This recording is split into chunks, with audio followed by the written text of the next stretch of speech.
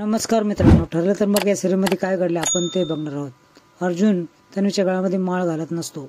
सर्वजण त्याला फोर्स करतात की माळ घाल, पण तो सायलीच्या आठवणीत मग्न असतो.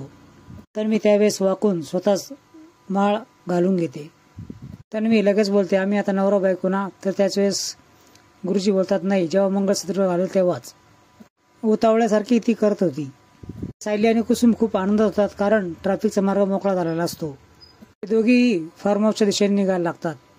इकडं लग्न मंडपात अर्जुनची घालमेल चालू असते. त्याला सायलीचे सगळे क्षण आठवत असतात. मात्र विधी पूर्ण होण्यासाठी घाई करत असते. अस्मिता आणि पूर्ण आजीमध्ये संभाषण चालू असतं. इकडं नवरीच्याच गुडघ्याला बाशिंग आहे. उतावळा झाली आहे. सायली फार्म हाऊसच्या बाहेर आलेली असते. जेव्हा मंगळसूत्र बघतो त्यावेळेस सायलीची त्याला खूप आठवण येते. तन्वीच्या मनात प्रश्न उभा राहिलेले असतात. आता माझे फक्त काहीच क्षण राहिले आहेत. आता माझ्या मनातली इच्छा पूर्ण होईल. मी आता सुभेदाराची सून होईल. सायली, तू हारली आहेस. आता तू इथं पोहोचू शकली नाहीस. तेवढ्यात सत्य आणि मीरा बँड वाजत तिथे येतात आणि बँडवाल्यांचा पोशाख तिला देतात. मीरा बोलते, आता त्या सिक्युरिटी गार्डला काहीच करायचं नाहीये. त्यासाठी वेळ पण नाहीये. तू आता बँडवाल्याचा पोशाख घाल आणि आतमध्ये जा. कल्पना अर्जुनला मंगळसूत्र द्यायला लावते. पोरांनी आता हे मंगळसूत्र असं अर्धवट बोलल्यानंतर बँडचा खूप मोठा आवाज येतो.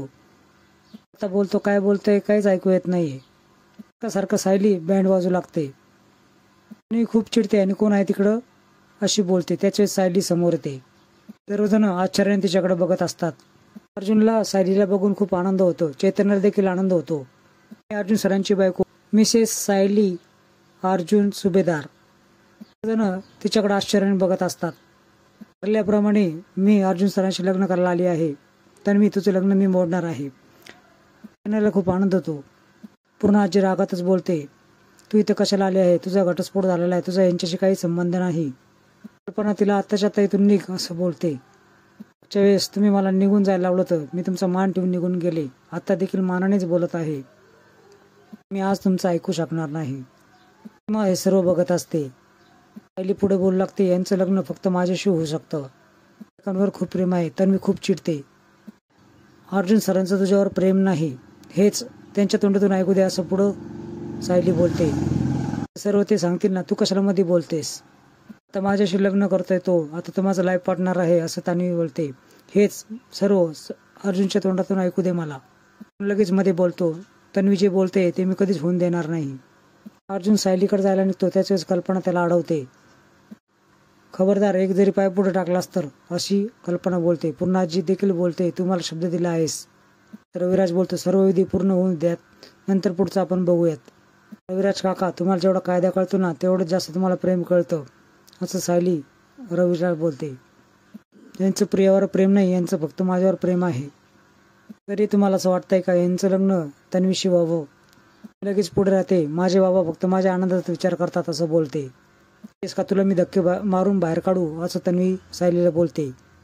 धरून ती बाहेर काढायला लागते. त्याच वेळेस अर्जुन तिचा हात सोड असं बोलतो, तेही जोराने.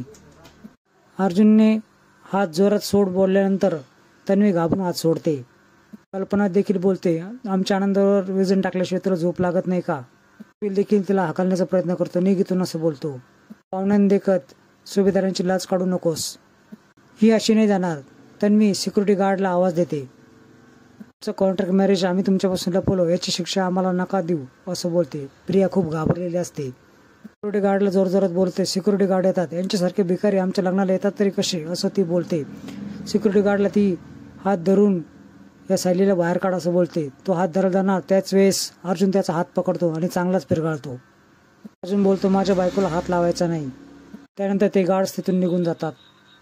अर्जुन पुढे बोलतो की मी आजपर्यंत भरपूर काही सहन केलं, केवळ पूर्ण आजीच्या प्रेमापोटी, पण या तन्वीने सर्व लिमिट क्रॉस केलं आहे. माझी सहनशक्ती संपली आहे. बायकोला कोणी हात जर लावला तर गाठ माझ्याशी आहे असं अर्जुन ठामपणे बोलतो. मित्रांनो, पुढील भागामध्ये ही घटना सर्व प्रतिमा बघत असते.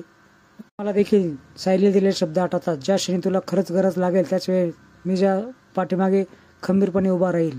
बाबांचे प्रेम बघून सायलीच्या पाठीमागे प्रतिमा खंबीरपणे उभा राहते. मला दिलेलं वचन पाळतायत खरं आहे ना पूर्णाई? पण ते वचन मला आठवत देखील नाही आणि दिलं होतं का नाही हेही माहीत नाही. वचनाच्या बंधनातून मी तुम्हाला आज मुक्त करत आहे. पण त्याच वेळेस बोलतो की मला 7 जन्माचं वचन दिलेलं सायलीला निभावू दे. लग्न करेल तर माझ्याच बायकोशी. सर्वजण रागातून तिथून निघून जातात. अर्जुन विधिवत तिच्या गळ्यामध्ये मंगळसूत्र घालतो.